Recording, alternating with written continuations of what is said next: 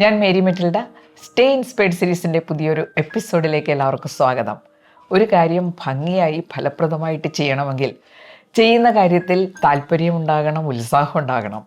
ഇങ്ങനെ താല്പര്യവും ഉത്സാഹവും ഉണ്ടാകണമെങ്കിൽ നമ്മൾ ചെയ്യുന്ന കാര്യത്തിൽ ഇൻവോൾവ് ആകണം.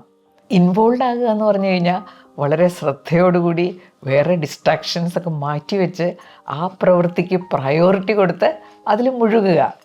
എന്തായാലും ഇങ്ങനെ ഒരു പ്രവൃത്തി നമ്മൾ ചെയ്തു കഴിഞ്ഞാൽ അത് വളരെ റിവാർഡിങ് ആയിരിക്കും. റിവാർഡിങ് എന്ന് പറഞ്ഞു കഴിഞ്ഞാൽ നമുക്ക് അതിന് പ്രതിഫലമായിട്ട് പലതും ജീവിതത്തിൽ തിരിച്ചു കിട്ടും. അത് ഉറപ്പുള്ളൊരു കാര്യമാണ്. റിവാർഡ് എന്ന് പറഞ്ഞു കഴിഞ്ഞാൽ പണമോ സാധനങ്ങളോ ആയിരിക്കണമെന്നില്ല. അത് പല രൂപത്തിലും ഭാവത്തിലും ഒക്കെ നമുക്ക് ഉറപ്പായിട്ടും തിരിച്ചു കിട്ടും. അപ്പോൾ എൻ്റെ ജീവിതത്തിൽ ഞാൻ അങ്ങനെ ചെയ്തിട്ടുള്ള ഒരു പ്രവൃത്തി എന്താണെന്ന് ചോദിച്ചാൽ അത് തീർച്ചയായിട്ടും അധ്യാപനമാണ് കേട്ടോ. അത് വളരെ വളരെ റിവാർഡിംഗ് ആയിട്ട് എനിക്ക് അനുഭവപ്പെട്ടിട്ടുണ്ട്. ഞാൻ എപ്പോഴും ആലോചിക്കാറുണ്ട്, ഈ കുന്നിക്കുരുവോളം സ്നേഹം കൊടുത്തിട്ട് കടലോളം സ്നേഹം തിരിച്ചു കിട്ടുന്ന ഒരനുഭവമില്ലേ, അതാണ് പലപ്പോഴും ശിഷ്യർ നൽകാറുള്ളത്. അവർ പലപ്പോഴും ഒരു പൂ ചോദിച്ചാൽ പൂക്കാലം തിരിച്ചു തരുന്നവരാണ്. മഹാരാജാസിലെ എൻ്റെ ഒരു ശിഷ്യൻ അപ്പൂസ് നേരത്തെ മഹിളാരത്നത്തിൽ എന്നെക്കുറിച്ചൊരു ഫീച്ചർ ചെയ്തിരുന്നു കേട്ടോ. കുറേ നാൾ മുമ്പ് അപ്പൂസ് എന്നെ വിളിച്ചിരുന്നു ഒരു ഇൻ്റർവ്യൂ നടത്താൻ വേണ്ടി. മൈൽ സ്റ്റോൺ മേക്കേഴ്സ് എന്ന് പറഞ്ഞ ചാനലിന് വേണ്ടിയിട്ടാണ് ഇൻ്റർവ്യൂ. അപ്പോൾ ഞാനതിനകത്ത് കയറി നോക്കിയപ്പോൾ മിക്കവാറും സെലിബ്രിറ്റീസുമായിട്ടുള്ള ഇൻ്റർവ്യൂ ആണ് അതിനകത്ത് കിടക്കുന്നത്. പ്രശസ്തരായ സിനിമാ താരങ്ങൾ അല്ലെങ്കിൽ വേറെ തരത്തിലൊക്കെ വളരെ പ്രശസ്തരായവരുമായിട്ടുള്ള ഇൻ്റർവ്യൂ. അപ്പോൾ ഞാൻ അപ്പൂസിനോട് ചോദിച്ചു, എൻ്റെ ഇൻ്റർവ്യൂവിന് അതിലെന്താണ് പ്രസക്തി? അപ്പോൾ അപ്പൂസ് പറഞ്ഞു, ടീച്ചറിൻ്റെ ജീവിത വീക്ഷണങ്ങളെല്ലാം ഈ ചാനലിലൊന്ന് കൊണ്ടുവരണമെന്ന് എനിക്ക് ആഗ്രഹമുണ്ട്. അങ്ങനെ ഞാൻ ഇൻ്റർവ്യൂവിന് പോയി. ബിൽറ്റ എന്ന കൊച്ചുമിടിക്കാണ് എന്നെ ഇൻ്റർവ്യൂ ചെയ്തത്. സെപ്റ്റംബർ 5-ാം തീയതിയാണ് ആ വീഡിയോ ചാനലിൽ അപ്ലോഡ് ചെയ്തത്. എനിക്കത് വലിയൊരു ഗുരുദക്ഷിണയായിട്ട് തന്നെ തോന്നി. അപ്പോൾ അഭിമുഖത്തിൽ ബിൽറ്റ എന്നോട് ചോദിച്ച പല ചോദ്യങ്ങളും ഞാൻ ഈ ചാനലിൻ്റെ കൈകാര്യം ചെയ്യുന്ന വിഷയങ്ങൾ തന്നെയായിരുന്നു. അപ്പോൾ അതിൽ മൂഡ് സ്വിങ്സിനെ കുറിച്ചുള്ള ചോദ്യങ്ങളുണ്ടായിരുന്നു. ഒരാളോട് നമുക്ക് അഡിക്ഷൻ ലെവലിൽ സ്നേഹം തോന്നുന്നു, അയാളത് നമുക്ക് തിരിച്ചു തരുന്നില്ല, എന്ത് ചെയ്യും? അവഗണന ജീവിതത്തിലെ വലിയൊരു പ്രശ്നമാണല്ലോ. ആ കാര്യത്തിൽ എന്താണ് ചെയ്യേണ്ടത്? അപ്പോൾ ഈ ചോദ്യങ്ങൾക്കെല്ലാം ഒരു പൊതു സ്വഭാവമുള്ളതായിട്ട് എനിക്ക് തോന്നി. അതായത് നമ്മുടെ ജീവിതത്തിൽ കുറേ അധികം ആളുകൾ ഇമോഷണൽ ഫൂൾസായിട്ട് ജീവിക്കുന്നവരാണ്. ഇപ്പോൾ പറഞ്ഞ ചില അവസ്ഥകളില്ലേ, ഈ അവസ്ഥകളെല്ലാം വേണ്ട വിധത്തിൽ കൈകാര്യം ചെയ്ത് ജീവിതം സന്തോഷമായിട്ട് മുന്നോട്ട് കൊണ്ടുപോകാനുള്ള എല്ലാ സംവിധാനങ്ങളും നമ്മളിലുണ്ട്. പ്രത്യേകിച്ചും മനസ്സെന്ന് പറയുന്ന പ്രതിഭാസം. ഇത്തരം കാര്യങ്ങൾ കൈകാര്യം ചെയ്യാൻ പറ്റാതെ പകച്ചു നിൽക്കുന്ന ധാരാളം പേരുണ്ട്. നല്ല പണമുള്ള ആളുകൾ പണം വേണ്ട വിധത്തിൽ ഉപയോഗിക്കാതെ പണം ദുരുപയോഗം ചെയ്ത് പാപ്പരായി കഴിയുമ്പോൾ നമ്മൾ പറയും, എന്ത് വിഡ്ഢിത്തമാണ് അവർ ചെയ്തിരിക്കുന്നത്. അതുപോലുള്ളൊരു അവസ്ഥയാണ് ഈ കാര്യങ്ങളിലും. ഇവരെയാണ് നമ്മൾ ഇമോഷണൽ ഫൂൾസ് എന്ന് പറയുന്നത്. അങ്ങനെ ജീവിക്കേണ്ട ഒരാവശ്യവും നമുക്കില്ല. ചിലരിങ്ങനെ ജീവിക്കാൻ വേണ്ടി കച്ച കെട്ടി ഇറങ്ങിയിരിക്കുകയാണ്. എത്രയൊക്കെ പറഞ്ഞാലും അവർക്കും മനസ്സിലാവില്ല. ഇപ്പോൾ ചിലരുടെ പ്രശ്നം എന്താണെന്ന് വെച്ചാൽ നമുക്കിപ്പോൾ അറിവ് കൂടി. അപ്പോൾ ചിലപ്പോൾ സംഭവിക്കുന്നത് കണ്ടിട്ടില്ലേ, ശരീരത്തിന് ചെറിയ അസ്വാസ്ഥ്യം വരുമ്പോൾ നമ്മളിങ്ങനെ വലിയ വലിയ രോഗങ്ങളെക്കുറിച്ചൊക്കെ എപ്പോഴും ചർച്ച ചെയ്യുകയും വീഡിയോ കാണുകയും ചെയ്യുന്നത് കൊണ്ട് ആ വലിയ രോഗവുമായിട്ട് പെട്ടെന്ന് റിലേറ്റ് ചെയ്യും. എന്നിട്ട് നമ്മളങ്ങോട്ട് തീരുമാനിക്കും, ഇതിനിപ്പോൾ എനിക്കൊന്നും ചെയ്യാനില്ല, നേരെ ഡോക്ടറുടെ അടുത്തേക്ക് പോവുക. അവിടെ ചെന്ന് കഴിയുമ്പോൾ ഒരു ചെറിയ രോഗത്തിന് പോലും വലിയ വലിയ ഇൻവെസ്റ്റിഗേഷനൊക്കെ നടത്തി പ്രശ്നമാകുന്ന അവസ്ഥകൾ പലപ്പോഴും സംഭവിക്കാറുണ്ട്.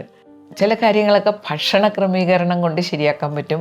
പക്ഷേ അതൊന്നും നമ്മൾ സമ്മതിച്ചു കൊടുക്കാതെ അത് എൻ്റെ ഒരു വലിയ രോഗാവസ്ഥയാണെന്ന് സ്ഥാപിച്ച് ചികിത്സയ്ക്ക് പോകുന്നവരുണ്ട്.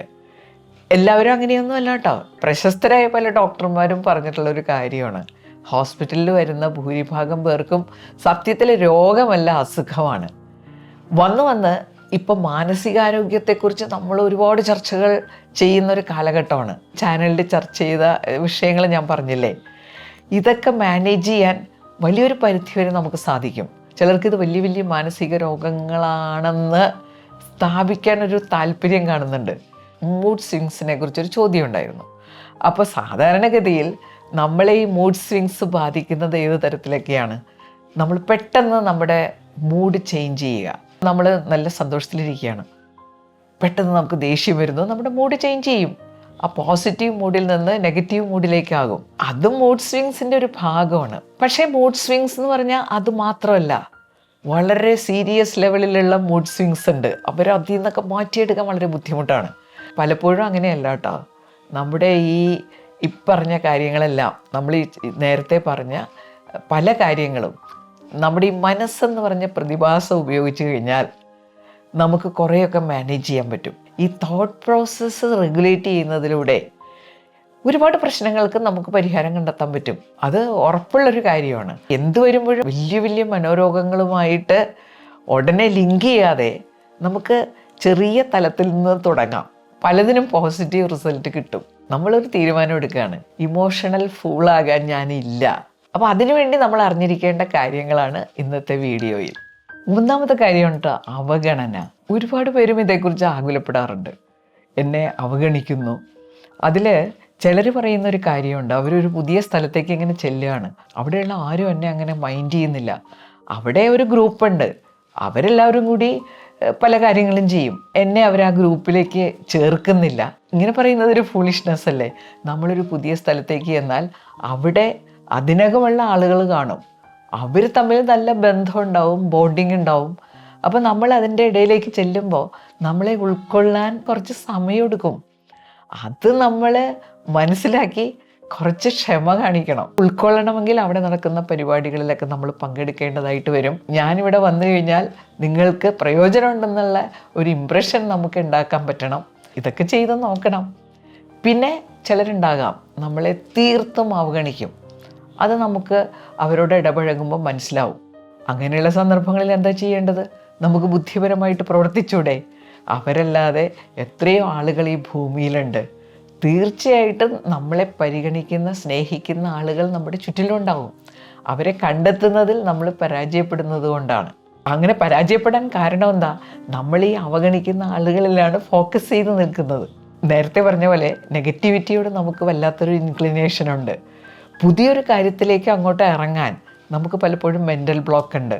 അപ്പോൾ ഇവരുടെ പിന്നാലെ തന്നെ ഇങ്ങനെ നിന്ന് നമ്മുടെ ജീവിതം പാഴായി പോവും. പരിഗണിക്കുന്ന, സ്നേഹിക്കുന്ന ആളുകളെ കണ്ടെത്തുക, അവരോട് കൂടി കൂടുതൽ സമയം ചെലവഴിക്കുക. അപ്പോൾ ചിലർ പറയാറുണ്ട്, ഓഫീസിലിങ്ങനെയാണെങ്കിൽ വീട്ടിലിങ്ങനെയാണെങ്കിൽ എന്ത് ചെയ്യും? ഓഫീസിലൊക്കെ ആണെങ്കിൽ ഈ ആളുകളുമായിട്ടൊരു വർക്കിംഗ് റിലേഷൻ, ജോലി സംബന്ധമായിട്ടുണ്ടാക്കുന്ന ചില ബന്ധങ്ങളില്ലേ, അത് മതിയെന്ന് വെക്കുക. വീട്ടിലാണെങ്കിൽ വീട്ടിലുള്ളവർക്ക് എന്തുകൊണ്ട് ഈ അവഗണന ഉണ്ടാകുന്നു? ചിലപ്പോൾ നമ്മൾ കറക്റ്റ് ചെയ്യേണ്ട ചില കാര്യങ്ങളുണ്ടാകാം. കറക്റ്റ് ചെയ്ത് നോക്കുക. നമുക്ക് ജീവിതത്തിൽ ഇൻട്രസ്റ്റ് ഉള്ള വേറെ പല കാര്യങ്ങളുണ്ട്, വേറെ പല ആളുകളുണ്ട്. ചില ആളുകൾ അങ്ങനെ വല്ലാത്ത അവഗണന വരുമ്പോൾ നമുക്ക് ഇൻട്രസ്റ്റ് ഉള്ള കാര്യങ്ങൾ ചെയ്തും നമുക്ക് താല്പര്യം തോന്നുന്ന ആളുകളുമായിട്ട് സൗഹൃദം സ്ഥാപിച്ചും ഒരു പരിധിവരെ ആ അവസ്ഥ നമ്മളെ ബാധിക്കാതിരിക്കാൻ ശ്രമിക്കാം. രണ്ടാമത്തെ കാര്യമാണ് ഇൻസൾട്ട് ചെയ്യപ്പെടുന്ന അവസ്ഥ, അല്ലെങ്കിൽ ഹേർട്ട് ചെയ്യപ്പെടുന്ന അവസ്ഥ. പലർക്കും അത് സഹിക്കാൻ പറ്റില്ല. ഇൻസൾട്ട്, ഹേർട്ട്, ഇതെല്ലാം നമുക്ക് ഒരുപാട് ബുദ്ധിമുട്ടുണ്ടാക്കുന്ന അവസ്ഥയാണ്. അവിടെ പ്രയോഗിക്കാനുള്ള ഒരു മഹദ്വചനം ഞാൻ എൻ്റെ മനസ്സിൽ രേഖപ്പെടുത്തി വെച്ചിട്ടുണ്ട്. Nobody can make you feel hurt without your consent. നിൻ്റെ സമ്മതമില്ലാതെ ആർക്കും നിന്നെ മുറിപ്പെടുത്താൻ പറ്റില്ല. അതുപോലെ തന്നെയാണ് ഇൻസൾട്ടിൻ്റെ കേസും. നിൻ്റെ സമ്മതമില്ലാതെ ആർക്കും നിന്നെ ഇൻസൾട്ട് ചെയ്യാൻ പറ്റില്ല. ഒരാൾ നമ്മൾ ഇൻസൾട്ട് ചെയ്യുമ്പോൾ നമുക്ക് വിഷമം ഉണ്ടാകുന്നത് എപ്പോഴാണ്? അതിനെപ്പറ്റി ആലോചിച്ചാണ് ഈ വിഷമം വരുന്നത്. ഇതിനെപ്പറ്റി ആലോചിക്കാൻ നമ്മൾ വില്ലിങ് ആയതുകൊണ്ടാണ് അതങ്ങനെ സംഭവിക്കുന്നത്. ആ സമ്മതം നമ്മൾ കൊടുക്കണ്ട. അതുപോലെയാണ് മറ്റുള്ളവർ നമ്മളിലുണ്ടാക്കുന്ന മുറിവുകൾ സ്വീകരിക്കാനുള്ള നമ്മുടെ വില്ലിങ്നെസ്. അത്ഭുതം തോന്നുന്ന ചില കാര്യങ്ങളുണ്ട്. വലിയ പദവിയിലിരിക്കുന്ന ചിലർ പോലും പറയാറുണ്ട്, ഞാനിപ്പോൾ വലിയ പദവിയിലൊക്കെയാണ്, അത് ശരിയാണ്, പക്ഷെ ചെറുപ്പകാലത്ത് എനിക്ക് അങ്ങനെ ചില മുറിവുകളെല്ലാം ഉണ്ടായിട്ടുണ്ട്, വളരെ നെഗറ്റീവായിട്ടുള്ള ചില അനുഭവങ്ങൾ ഉണ്ടായിട്ടുണ്ട് എന്ന് പറഞ്ഞ് അവർ ഈ അനുഭവങ്ങൾ വീണ്ടും പങ്കുവയ്ക്കാൻ തുടങ്ങും. അതിലേറ്റവും രസമുള്ള കാര്യം, അതുമായിട്ട് ബന്ധപ്പെട്ട ആളുകളൊന്നും ജീവിച്ചിരിപ്പില്ല, എന്നാലും അതിനെപ്പറ്റിയൊക്കെ ആലോചിച്ച് ആ മുറിവ് ഒന്നുകൂടി വ്രണമാക്കി മാറ്റുന്ന അവസ്ഥ. അവിടെ ഇങ്ങനെ ആലോചിച്ചിരിക്കാനും നമ്മൾ സമ്മതം കൊടുത്തിട്ടല്ലേ? നമുക്ക് വേറെ ഒരുപാട് കാര്യങ്ങൾ നമ്മുടെ ചുറ്റിലുമുണ്ട്. എന്നാലും ഇതേപ്പറ്റി ആലോചിച്ചിരുന്ന് നമ്മൾ പറയും, എനിക്ക് വല്ലാത്ത ഓവർ തിങ്കിങ് ആണ്, ഇവിടെ എല്ലാം ചിന്തയാണ് പ്രശ്നം എന്നുള്ള കാര്യം നമുക്കൊരിക്കലും നിഷേധിക്കാൻ പറ്റില്ല. ഇതിനൊക്കെ വളരെ രസകരമായിട്ട് ഡീൽ ചെയ്യാൻ പറ്റും. ഇവിടെ ഒരു കാര്യം നമ്മൾ ഓർക്കേണ്ടത്, എത്ര വലിയ ആളാണെങ്കിലും അവരെല്ലാവരും ഇൻസൾട്ട് ചെയ്യപ്പെടുന്ന ഒരുപാട് അവസരങ്ങൾ ഉണ്ടായിട്ടുണ്ട്. ബെർണാഡ് ഷായുടെ ജീവിതത്തിൽ പറയുന്നൊരു സംഭവമുണ്ട്. ഒരിക്കൽ ബെർണാഡ് ഷാ ഇങ്ങനെ സ്റ്റെയർ കേസ് ഇറങ്ങിക്കൊണ്ട് വരുമ്പോൾ വേറൊരാൾ എതിരെ വന്നു. അപ്പോൾ രണ്ടുപേരും കൂടി ഇങ്ങനെ മുഖാമുഖം നിന്നു. മറ്റേ ആൾക്ക് പെട്ടെന്ന് ദേഷ്യം വന്നു കേട്ടോ. മങ്കി, വിളിക്കാൻ പാടില്ലാത്തൊരു പേര് പറഞ്ഞ് അദ്ദേഹത്തെ ഇൻസൾട്ട് ചെയ്തു. അപ്പോൾ ബെർണാഡ് ഷാ എന്താ ചെയ്തതെന്നറിയാമോ? ബെർണാഡ് ഷാ, കാര്യം മനസ്സിലായില്ലേ? അപ്പോൾ ബെർണാഡ് ഷായുടെ ആ ഒരു പ്രതികരണത്തിലൂടെ മറ്റേയാൾ സെൽഫ് ഇൻട്രൊഡക്ഷൻ നടത്തിയതാണെന്നുള്ള ആശ്വാസത്തിലേക്ക് ബെർണാഡ് ഷാ എത്തി. അപ്പം നമ്മൾ പഠിക്കേണ്ട ഒരു പാഠം അതാണ്. ഇങ്ങനെ സിമ്പിളായിട്ട് പലപ്പോഴും ഇത്തരം കാര്യങ്ങൾ നമുക്ക് കൈകാര്യം ചെയ്യാൻ പറ്റും. പക്ഷെ എന്ത് ചെയ്യാം, ചിലർ ഇമോഷണൽ ഫൂൾസ് ആകാൻ തീരുമാനിക്കും. ഇനി മൂന്നാമത്തെ പ്രശ്നമാണ് അഭിപ്രായ വ്യത്യാസം. വന്ന് നമുക്കിപ്പോൾ ഈ അഭിപ്രായ വ്യത്യാസങ്ങളൊന്നും തീരെ സഹിക്കാൻ പറ്റാതെ ആയിട്ടുണ്ട്. ഒരു ഗ്രൂപ്പെല്ലാം നമ്മൾ ഫോം ചെയ്ത് കഴിഞ്ഞാൽ ഭൂരിഭാഗം പേര് ഒരേ ലൈനിൽ ഇങ്ങനെ പോവും. ചിലപ്പോൾ അതിൻ്റെ അധികാരികളോ അല്ലെങ്കിൽ ആരെങ്കിലും ഒരാൾ ആദ്യം ഒരു അഭിപ്രായം പറഞ്ഞു കഴിഞ്ഞാൽ അതിനോട് യോജിച്ച് പോകാനാണല്ലോ എളുപ്പം. അപ്പോൾ കുറച്ച് പേര് അതിനോട് യോജിച്ച് അങ്ങനെ ഭൂരിഭാഗം പേരും യോജിക്കുന്ന ഒരവസ്ഥയുണ്ടാകാം. വളരെ തെറ്റായിട്ടുള്ള കാര്യമായിരിക്കാം. അപ്പോൾ അതിൽ ഒരാൾ തെറ്റ് ചൂണ്ടിക്കാണിച്ചെന്ന് വരാം. പക്ഷേ അയാൾ മിക്കവാറും പുറത്തു പോകേണ്ടതായിട്ട് വരും. ഈ അഭിപ്രായ വ്യത്യാസങ്ങൾ നമുക്ക് ഇത്രയും അസ്വസ്ഥത ഉണ്ടാക്കേണ്ട ഒരു കാര്യമാണോ? ഒരാളൊരു ക്ലാരിഫിക്കേഷൻ ചോദിച്ചു, അപ്പോൾ പ്രശ്നമായി. അഭിപ്രായ വ്യത്യാസമൊന്നും ഇല്ലാത്തൊരു ലോകത്തെക്കുറിച്ചൊന്ന് ചിന്തിച്ച് നോക്കിയേ. നമ്മൾ പണ്ട് എങ്ങനെയായിരുന്നോ അതേപോലെ തന്നെ നമ്മളിപ്പോഴും മുന്നോട്ട് പോയേനെ. നമുക്ക് പുരോഗമനമോ വികസനമോ ഒന്നും ഉണ്ടാവില്ലല്ലോ. അതുകൊണ്ട് അഭിപ്രായ വ്യത്യാസങ്ങളൊക്കെ വരുമ്പോൾ സന്തോഷിച്ച് ശീലിക്കുക. അത് നമുക്ക് ഒരുപാട് പ്രയോജനം ചെയ്യുന്നതാണെന്ന് മനസ്സിൽ ഉറപ്പിക്കുക. ഇനി വേറൊരു അവസ്ഥ കൂടിയുണ്ട്. ഞാൻ കഴിഞ്ഞ ദിവസം എൻ്റെ സുഹൃത്തിൻ്റെ കൂടെ ഒരു ഓഫീസിൽ പോയി ഒരു റിക്വസ്റ്റ് കൊടുക്കാൻ വേണ്ടിയിട്ട് പോയതാണ്. അപ്പോൾ പോകുന്ന വഴിക്ക് എൻ്റെ സുഹൃത്ത് ചോദിക്കുകയാണേ, ഇന്ന് പോകണോ? അപ്പോൾ ഞാൻ ചോദിച്ചു, എന്താ? അവരെങ്ങനെ നമ്മുടെ റിക്വസ്റ്റ് അനുവദിച്ചു തന്നില്ലെങ്കിലോ? അങ്ങനെ ഒരു പ്രശ്നം കൂടി നമുക്കുണ്ടല്ലേ. നമ്മുടെ മനസ്സിലുള്ളൊരു ഉത്തരം മറ്റേയാൾ തന്നില്ലെങ്കിൽ നമുക്ക് പ്രശ്നമാകും. നമുക്ക് ആരോടും എന്ത് റിക്വസ്റ്റ് ചെയ്യാനുള്ള അവകാശമുണ്ട്. പക്ഷേ മറ്റേ ആൾക്ക് യെസ്സും നോയും പറയാനുള്ള അവകാശമുണ്ട്. അപ്പോൾ നമുക്ക് ആ ഒരു ടോളറൻസ് വേണം.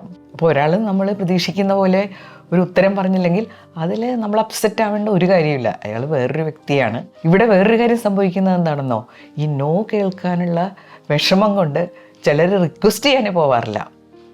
അപ്പോൾ എന്തെല്ലാം നഷ്ടങ്ങളാണ് നമ്മുടെ ജീവിതത്തിൽ സംഭവിച്ചുകൊണ്ടിരിക്കുന്നത്. അവിടെ നമ്മൾ ശരിക്കും വിഡ്ഢികളാകുകയാണ് ചെയ്യണത്. എന്താണെന്നോ, നമ്മൾ നോ പറയുമെന്ന് പേടിച്ച് റിക്വസ്റ്റ് ചെയ്യാതിരിക്കുന്നു. അപ്പോൾ സത്യത്തിൽ നോ പറഞ്ഞാൽ എന്ത് സംഭവിക്കുമോ അതാണ് സംഭവിക്കുന്നത്. റിക്വസ്റ്റ് ചെയ്ത് കഴിഞ്ഞാൽ നമ്മൾ ഉദ്ദേശിക്കുന്ന ഉത്തരം കിട്ടാനുള്ളൊരു ചാൻസ് അവിടെയുണ്ട്. മറ്റേത് ചാൻസേ നമ്മൾ ഇല്ലാതാക്കി എന്നുള്ളതാണ്. ഇതൊക്കെ ഫൂളിഷായിട്ടുള്ളൊരു തീരുമാനം അല്ലേ? നാലാമത്തെ കാര്യം, ഒരുപാട് പേരും ഇമോഷണൽ ഫൂൾസ് ആകുന്ന ഒരു കാര്യമാണത്. റിലേഷൻഷിപ്സിൽ ഇത് പലപ്പോഴും സംഭവിക്കാറുണ്ട്. ഏറ്റവും പ്രധാനപ്പെട്ട ഒന്ന് എന്താണെന്നോ, നമുക്കൊരാളോട് അഡിക്ഷൻ ലെവലിൽ സ്നേഹം തോന്നുകയാണ്. അയാളില്ലാതെ ജീവിക്കാൻ പറ്റില്ല. പക്ഷേ അയാൾക്ക് നമ്മളെ വേണ്ട. ഇത് സഹിക്കാൻ പറ്റാതെ ജീവിതത്തിലെ വലിയൊരു ഭാഗം പാഴാക്കി കളയുന്നവരും നമ്മൾ കണ്ടിട്ടുണ്ട്. പിന്നെ വേറൊരു കാര്യം എന്താണെന്നോ, കുറേ കാലം പരസ്പരം സ്നേഹത്തോടു കൂടി മുന്നോട്ട് പോയി ഇടക്കാലത്ത് വെച്ച് ഒരാൾ റിലേഷൻഷിപ്പിൽ നിന്ന് പിന്മാറുക. പക്ഷെ മറ്റേയാൾക്ക് പിന്മാറണ്ട. അപ്പോൾ ഈ പിന്മാറുന്ന ആളെ കത്തിയെടുത്ത് ചിലർ കുത്തും, ജയിലിൽ പോകേണ്ടതായിട്ട് വരും. ഇങ്ങനെയൊക്കെ പലപ്പോഴും സംഭവിക്കാറുണ്ട്. അവിടെ നമ്മൾ ശരിക്കും മനസ്സിലാക്കേണ്ട ഒരു കാര്യമുണ്ട്. നമുക്കൊരാളോട് ഒരു അഡിക്ഷൻ ലെവലിൽ സ്നേഹം തോന്നുന്നുണ്ടെങ്കിൽ അതിൻ്റെ പ്രധാനപ്പെട്ട കാരണം നമ്മുടെ ബ്രെയിനിൽ ആക്ടിവേറ്റ് ചെയ്യപ്പെടുന്ന ഒരു ഹോർമോണാണ്. അതിന് ഡോപ്പമൈൻ എന്ന് പറയും. ഈ ഡോപ്പമൈൻ അഡിക്റ്റീവ് ടെൻഡൻസി ഉണ്ടാക്കുന്ന ഒന്നാണ്. നമുക്ക് മദ്യത്തിനോടൊക്കെ ഒരു അഡിക്ഷൻ തോന്നില്ലേ? അതായത് അതില്ലെങ്കിൽ നമുക്ക് പറ്റില്ല, അതുപോലെ ഒരു അവസ്ഥയിലേക്ക് നമ്മളെത്തും. അപ്പം മറ്റേയാളും അതേ ലെവലിലേക്ക് എത്തുകയാണെങ്കിൽ അവർ തമ്മിലുള്ള ചില എക്സ്പീരിയൻസിലൂടെയാണ് ഇത് ആക്ടിവേറ്റ് ചെയ്യപ്പെടുന്നത്. ഒരാളുടെ ഡോപ്പമൈനൊക്കെ ആക്ടിവേറ്റഡ് ആയി മറ്റേയാളുടെ അങ്ങനെ ആക്ടിവേറ്റ് ചെയ്യപ്പെടുന്നില്ലെങ്കിൽ അയാൾക്ക് നമ്മളോട് അതേ രൂപത്തിൽ സ്നേഹമൊന്നും തോന്നില്ല. അത് നമ്മൾ ആക്സെപ്റ്റ് ചെയ്തേ മതിയാവും. ചിലരുണ്ട് അയാളുടെ പുറകെ നടന്ന് സ്നേഹം സമ്പാദിക്കാൻ വേണ്ടി പല കാര്യങ്ങൾ ഇങ്ങനെ ചെയ്തുകൊണ്ടിരിക്കും. പിന്നെ നമ്മളോട് ചിലർ വന്നിട്ട് ഇനി ബന്ധം തുടരാൻ താല്പര്യമില്ല എന്ന് പറയുമ്പോഴും ഇതേ അവസ്ഥയാണ്. അവരുടെ ഒരു ഡോപ്പമൈൻ ആക്ടിവേഷൻ അവസാനിച്ചിട്ടുണ്ടാകാം. അപ്പോൾ ഒരാൾ വന്ന് ഇനി റിലേഷൻ താല്പര്യമില്ല എന്ന് പറഞ്ഞു കഴിഞ്ഞാൽ മറ്റേയാൾ ചിലപ്പോൾ ഫ്രസ്ട്രേറ്റഡ് ആയി എന്ത് ചെയ്തെന്നിരിക്കും. അപ്പോൾ ഇത് ന്യായീകരണമല്ല കേട്ടോ, ഇതാണ് സംഭവിക്കുന്ന കാര്യം. അപ്പോൾ നമ്മൾ ശ്രദ്ധിക്കേണ്ട ചില കാര്യങ്ങൾ, ഒരിക്കലും മറ്റേയാൾ നമ്മളെ സ്നേഹിക്കണമെന്ന് വാശി പിടിച്ചിട്ട് കാര്യമില്ല. ഒരിക്കൽ ഞാൻ സ്റ്റാഫ് റൂമിൽ ഇരിക്കുമ്പോൾ ഒരു പയ്യനെയും കൂട്ടിക്കൊണ്ട് ഒരു അധ്യാപകൻ അങ്ങോട്ട് വന്നു. പയ്യനിങ്ങനെ ഏങ്ങലടിച്ച് കരയാണ് കേട്ടോ. കാര്യം ചോദിച്ചപ്പോഴാണ് അയാൾ സ്നേഹിച്ചുകൊണ്ടിരുന്ന പെൺകുട്ടിക്ക് വേറെ വിവാഹമായി. അപ്പോൾ ഇയാൾ 2 ആഴ്ചയായിട്ട് ക്ലാസ്സിൽ വന്നിട്ടില്ല. ഇന്ന് ക്ലാസ്സിൽ വന്നപ്പോൾ ഈ പരുവാണ്. ടീച്ചർ എന്തെങ്കിലും പറഞ്ഞ് അവനെ സമാധാനിപ്പിക്കണമെന്നും പറഞ്ഞ് കൊണ്ടുവന്നിരിക്കുകയാണ്. എന്താ സംഭവിക്കുന്നതെന്ന് നമ്മളെല്ലാവരും അവെയർ ആകണം. അങ്ങനെ അവെയർ ആയിക്കഴിഞ്ഞാൽ നമ്മളിങ്ങനെ വാശി പിടിക്കില്ല. ഈ ലോകത്ത് ഒരുപാട് ചോയ്സസ് ഉണ്ട്. ഇന്നത്തെ ന്യൂജൻ ഭാഷയിൽ പറഞ്ഞാൽ ഒരാൾ നമ്മളെ തേച്ചിട്ട് പോയി, അല്ലെങ്കിൽ ഒരാൾ തിരിച്ച് സ്നേഹിക്കുന്നില്ല, ഒരു പ്രശ്നവുമില്ല. കാരണം ഒരുപാട് ചോയ്സസ് ഇല്ലേ. ഈ ഒരു ബന്ധം പോയി കഴിഞ്ഞാൽ അതിനേക്കാൾ മികച്ച ബന്ധം എന്നെ കാത്തിരിക്കുന്നുണ്ടാവും. പിന്നെ നമ്മളെല്ലാം ഇമോഷണൽ ഫൂൾസ് ആകുന്നൊരവസ്ഥ എന്താണെന്നോ, നമ്മുടെ ചില ലൈഫ് റോൾസ്, അമ്മയുടെ റോള്, ഭാര്യയുടെ റോള്, അല്ലെങ്കിൽ അച്ഛൻ്റെ റോള്, മകൻ്റെ റോള്, ഇങ്ങനെയുള്ള ബന്ധങ്ങളിലെല്ലാം നമ്മൾ പലപ്പോഴും ഇമോഷണൽ ഫൂൾസ് ആകാറുണ്ട്. മകനല്ലേ എന്തും സഹിക്കുക, മക്കളല്ലേ, ഇനി ഭാര്യയല്ലേ, ഭർത്താവല്ലേ, ഭർത്താവ് കാണപ്പെട്ട ദൈവമല്ലേ, ഇനി അമ്മയായാലും അച്ഛനായാലും നമ്മുടെ ഒരു വ്യക്തി സ്വാതന്ത്ര്യത്തെക്കുറിച്ച് നമുക്ക് നല്ല ബോധം ഉണ്ടാവണം. എല്ലാവരെയും നമ്മൾ സ്നേഹിക്കണം, എല്ലാവർക്കും വേണ്ടി കാര്യങ്ങൾ ചെയ്യണം. ആർക്കും ഒരു കരുതലും കൊടുക്കാതെ എൻ്റെ ഇഷ്ടങ്ങൾ മാത്രം നടത്തിക്കൊണ്ട് പോവുക, അത് വളരെ തെറ്റാണ്. പക്ഷേ മറ്റുള്ളവരുടെ ഇഷ്ടങ്ങൾക്ക് വേണ്ടി മാത്രം ജീവിക്കുന്ന ഒരു രീതിയുണ്ടല്ലോ, അല്ലെങ്കിൽ എൻ്റെ ഇഷ്ടങ്ങളെല്ലാം ത്യജിച്ചുകൊണ്ട് മറ്റുള്ളവരുടെ തന്നിഷ്ടങ്ങൾക്ക് വഴങ്ങിക്കൊടുക്കുക, ഇതെല്ലാം മാറ്റി സ്ട്രോങ് ആകാൻ നമ്മളെ സഹായിക്കുന്നത് തീർച്ചയായിട്ടും നമ്മുടെ തോട്ട് പ്രോസസ്സാണ്, ചിന്തകളാണ്, നമ്മുടെ മനസ്സാണ്. അപ്പം നമുക്കൊരു തീരുമാനമെടുക്കാം, ഇമോഷണൽ ഫൂൾ ആകാൻ ഞാനില്ല. ഇങ്ങനൊരു തീരുമാനമെടുത്ത് വേണ്ട കാര്യങ്ങൾ ചെയ്തില്ലെങ്കിൽ ഒരു കാര്യം നമുക്ക് ഗ്യാരൻറ്റീഡാണ് കേട്ടോ, ജീവിതം വേസ്റ്റ് ആകും. നമ്മുടെ വീഡിയോ ഇവിടെ അവസാനിക്കുകയാണ്. അപ്പോൾ ഞാൻ ഇടയ്ക്ക് ചില കാര്യങ്ങൾ ഓർമ്മപ്പെടുത്തും കേട്ടോ. വീഡിയോ ഇഷ്ടപ്പെട്ടാൽ ലൈക്ക് ചെയ്യുക, കമൻറ്റ് ചെയ്യുക, ഷെയർ ചെയ്യുക. ചിലർ ചോദിക്കാറുണ്ട് എന്തിനാണ് ഇത് എപ്പോഴും പറയുന്നത്. പക്ഷേ ചില കാര്യങ്ങൾ എപ്പോഴും ഓർപ്പിച്ചുകൊണ്ടിരിക്കണം. നമുക്ക് വീണ്ടും കാണാം. Thank you.